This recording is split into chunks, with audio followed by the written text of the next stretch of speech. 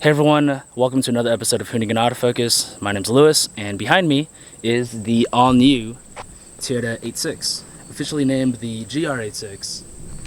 So Toyota hit us up a while ago, and they were like, hey, we have this new car coming out. You might have heard of it. It's called the GR86. You want to drive it? And obviously the answer was yes. So I'm out here in the Monticello Car Club, just outside New York City, and we're going to be running a few laps, doing some road driving and track driving, so that should be pretty fun. Here it is. This should be the production version. I guess this is still a pre-production, but it's basically the production version. It'll look pretty much identical to this. The first thing I did notice about it is the front end. It's really good. I really like it. Very much like the GR Yaris. I wasn't really that ecstatic about the BRZ front end, so when I saw the 86 front end, I was pretty hyped about it. And one thing I did notice is that the vents here are all pretty real looking, including these right here, these side vents that feed air into the brake duct. That's pretty cool. These vents are all real too. So, modern car with actual vents. The rear end is definitely not as aggressive as the front. It's slightly more tame, but I mean, it is an entry-level sports car, so you can't really complain there. I think the premium model also comes with this duckbill wing, so I like it. It's just aggressive enough. It's not screaming at you. I like it a lot. It's got dope wheels. The engineers were saying that these spokes were designed off of a Japanese sword, so that's freaking cool. So they have the outgoing GT86 and the next generation GR86 at the track for us to drive, so that could be really interesting.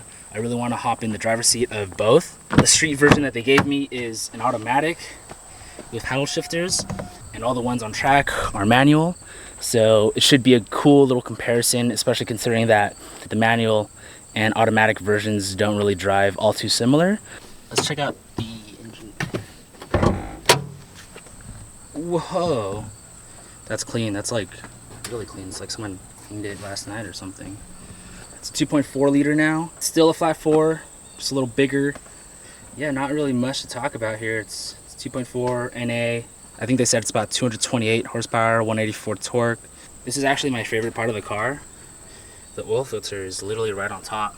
I know a lot of new Subarus are like this, so changing your oil is going to be quite literally the easiest friggin' thing ever. I think this intake manifold's plastic. I can't really tell. Weight savings. It's quite different from my STI. Airbox is here. Batteries in the back, so things are new. Alright, that's cool. Look at that. Everything else is pretty tame with the inside. I mean, there's not really much to talk about.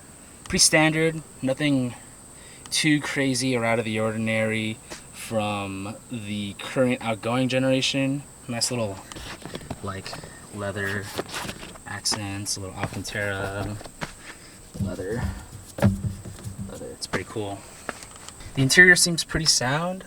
Not really a lot to complain about.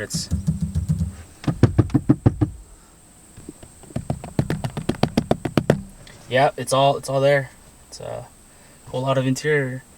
So I guess how I'm gonna work my way through the day is pretty straightforward. I'm gonna try to drive the current outgoing model for a good few laps to kind of get used to that car, and then immediately after that I'm gonna hop in the new car.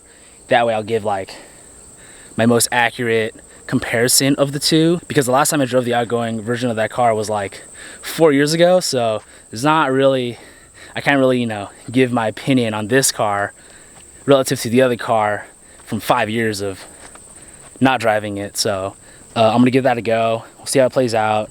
Really excited. Cool.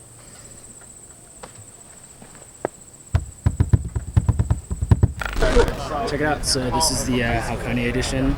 I've always wanted to drive this specific one, mostly because it looks really cool. So it's really cool to have this one available to set like kind of a baseline before I hop into the newer cars over there.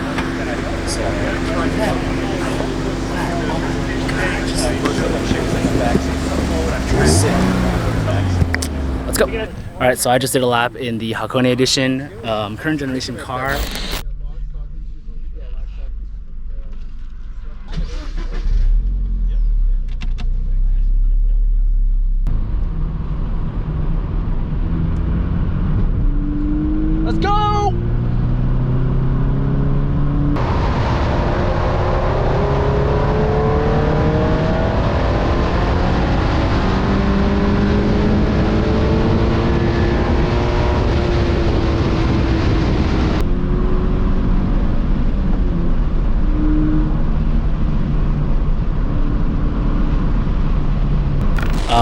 We did the full course lap, which is pretty interesting. It's really technical, like way more technical than I thought. I probably should have practiced, like maybe on a set of course or something, but so far it's good. I have yet to drive the new car full lap, but so far it's been pretty fun.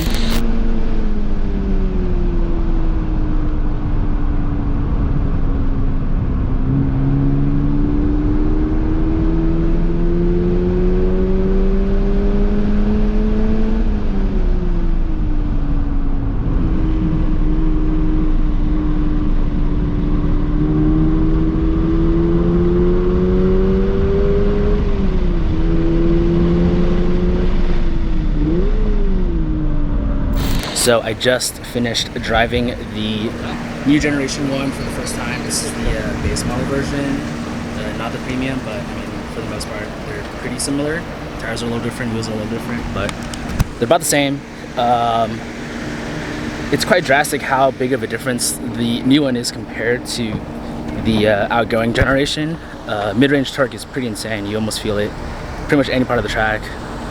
It's pretty sick. I like it. This guy right here, some of you guys might know him. Hey guys. Ryan Lantain, Mr. Ryan Lantain. Most of you guys probably know him as one of the Formula Drift judges, but for those of you guys who don't know, he's actually a professional driver. And he used to drift a lot back in the day. He used to be sponsored by BFG, right? Yep. So you went from drifting to judging, but also professional instructor, right? Yeah, I've been doing this ride and drive stuff for about 20 years now. Mm-hmm. Drifting fit in the middle somewhere, so That's a lot perfect. of experience in different areas, I guess. Yeah. So I guess my straight question for you is, I mean, you've been doing this for quite a bit of time. Like, what do you think about the new one compared to the old one? Well, I was involved in the FRS launch in Canada back when it was first launched. Okay. And I loved it back then, and now getting to drive the new car back to back with the GT86, so the outgoing model, it's super apparent how much faster it is, you know, that extra horsepower. Yeah. The suspension is the biggest one, I think. And if you get on the premium with the 18-inch wheels, the grip is so much higher than the primacy tires that come on the base 17-inch car. It's way more confidence inspiring. And it's fun to go from an 18-inch car and then jump into 17, because the 17 moves around a lot more. You get a little slippage in there. Yeah, and it's kind of cool though, but like, is. You know, I guess it's like to each their own kind of deals. It is. Like today, we're not trying to set fast lap times. We're just here to have fun and try the car out. Mm-hmm. Today, the 17-inch wheel car is way more fun. You get to move it around a lot more, but you can still reach the same top speed as the other car. This track is, like you said, super challenging on the north side. A lot of blind corners. Yeah. You can reach about 10 to 15 miles per hour faster in the new car versus the old car in the same areas on the track. So it was scary. So he was actually, so on the back straight, Ryan was telling me to, you know, it's like, hey, if you really push it, you can get up to about, like, what'd you say, like 110 in the back or something? Yeah. I let off at like 91, 92 in the older car, but I think there's like a lot more. So I kind of want to push it a little harder, maybe hit close to triple digits, at least with the newer car, which I have yet to get into. But yeah, the newer car, comfortably you can hit that speed, especially with the 18. So I think I should try that one next. Yeah, I probably will. I mean, also the one with the 18 is also the that red one with the duckbill, and it looks insane. It's easily my favorite color so far. Dude, thank you so much for your input. I mean, My pleasure.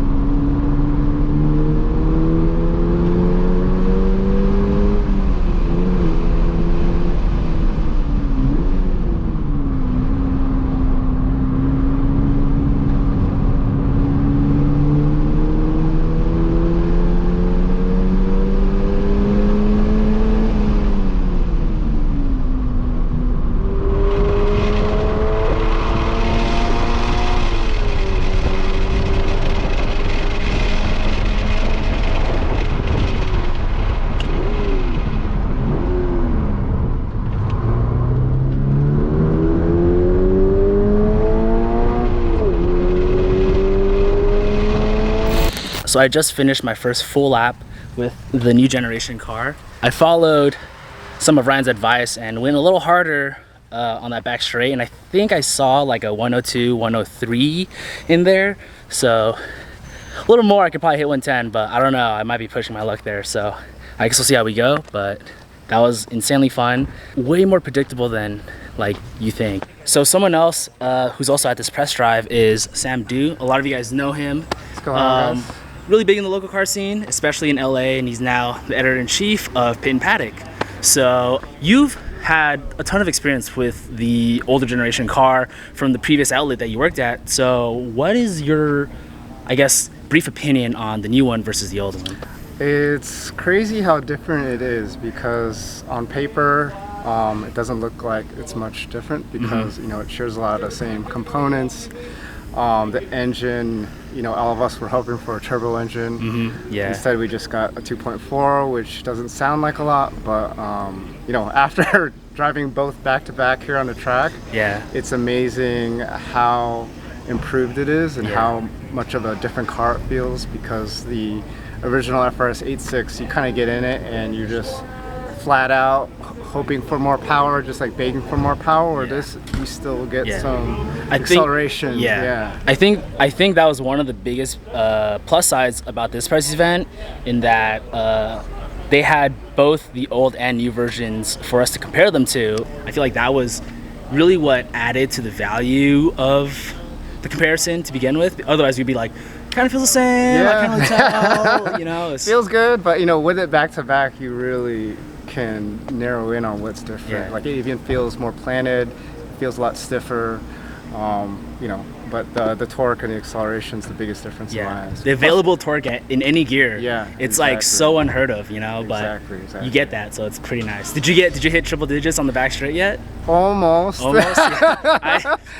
kinks are kind of weird. It's a little scary. So like, I was exactly like that, but then I was talking to Ryan Lantain, and he was like, you know, just it can handle it. You drive the 18-inch new version, it can go 110. And I was like, 110, you know, like I let off at like 102. I was like, oh, this is a bit much, you know. I'm not trying to mess anything up. But, just the comparison alone is worth the trip out here. Man, I'm excited because we still have like another 2 hours of driving, and it's an open track. So, I mean, let's just keep going. Let's go, man. I'll follow you. Toge style, cat and mouse. All right, so last minute, Ryan hit me up and was like, hey, you want to go for a ride along? And I'm not going to turn away a ride along from a pro driver, so I could definitely learn a couple things from him. I mounted this GoPro so I can steal his racing line, you know? All right, so protocol means you have to wear a face shield, but and a mask. Kind of look like a Boba Fett, just a little bit like the Wish.com version of Boba Fett. All right, hold on, let me buckle this up. All right, I think I'm ready to go. So this should be pretty interesting.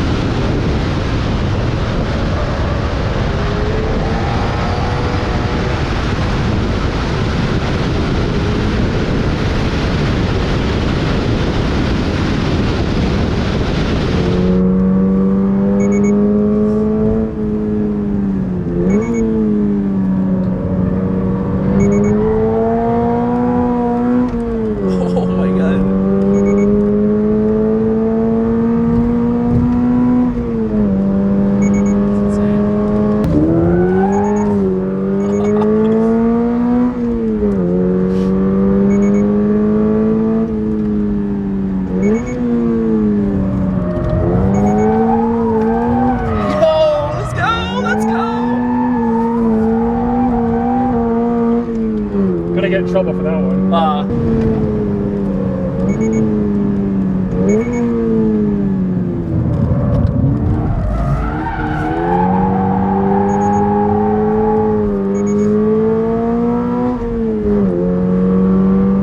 Crazy.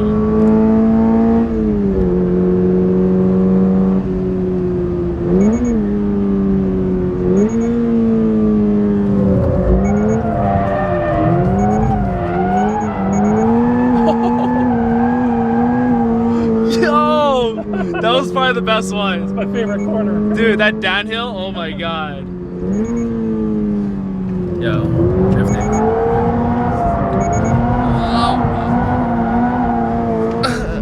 Oh my god, that was crazy. That was intense. I totally get why you like this one over the other one. So much fun. You can literally just hang it loose at any point in time. That's crazy. And the best thing is you can power through it. Yeah, that's crazy. The chassis is so responsive, but so predictable. It's so much fun. I realized too, like, I've been driving like a straight compared to you. Like, there are like 3 or 4 instances where you're dropping into like second gear where I'm like, wait, you're driving in the second here? That's insane. And then like you hang it loose and I'm just tripping the hell out. Well, I have the benefit of a few more laps than you, so this is true, probably why. But also you're also like a professional. I'm just like some chump, you know? So you literally do this for a living. So this is insane. That was intense because that was nothing like my lap at all. I'm glad you enjoyed it. Dude, thank you so much. That was sick. So you were kind of hanging it loose pretty much every other corner. And you were saying that there were deers like at every corner, right? Absolutely, yeah. The deer jumped out, I had to avoid it, and that's where the car slid out. You know? Yeah, and you had no other choice but to drift it, you know, for safety reasons. Disclaimer. This is the disclaimer at the end of the video. I had to do that. Yeah. None of this is true, of course. I'm just going to get in trouble for drifting too much from the boss man, but it was worth it because it's fun, first of all. Yeah. And you guys can actually see what the car can do stock. That was completely stock. That was completely stock. Stock tires, everything. The original car can do some of that. Yeah. But power's lacking. You can't carry the drift as much. The suspension is, I would say, not as responsive and not as predictable in the older car, the current generation, let's say. Yeah. But in this GR, it's just a completely different car. It's so much fun. It's insane. It is. All right, so we are wrapping up here at the Monticello Motor Club. One last thing I haven't done yet is take some photos of the car, so I'm gonna go ahead and do that. They have a couple of these laying around, some of the GR86s, specifically for us to like take on the road and, you know, take photos and capture content on. So I'm gonna go ahead and do that and call it a day here. And I'm no like crazy technical reviewer, but all I can say is it's pretty dope. Can't wait till Larry gets one, hopefully, maybe, potentially, and we'll see.